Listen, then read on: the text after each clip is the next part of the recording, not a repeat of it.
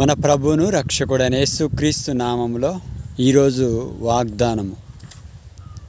యెహోవా కొరకు ఎదురుచూచువారు నూతన బలము పొందుదురు. వారు పక్షిరాజు యవ్వనము కలిగి పైకి ఎగురుతారని ఆ యొక్క యెషయా గ్రంథము ద్వారా దేవాది దేవుడు మాట్లాడుచున్నాడు. యెహోవా కొరకు ఎదురు చూసే వాళ్ళకంట ఒక నూతన బలం అనేది వస్తుంది.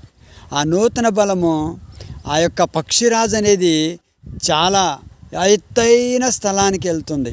ఆ పక్షిరాజు గురించి తెలుసుకోవాలంటే చాలా జ్ఞానం నేర్చుకోగలుగుతాం మనము. ఎందుకంటే పక్షిరాజు ఆ ఎత్తైన స్థలంలో ఉండి కింద కోడి పిల్లలనైనా ఇంకేదైనా పాములనైనా ఇంకేదైనా ఆహారాన్ని చూడటానికి దానికి దీర్ఘ దృష్టి కలిగి ఆ యొక్క పక్షిరాజు చూస్తుంది.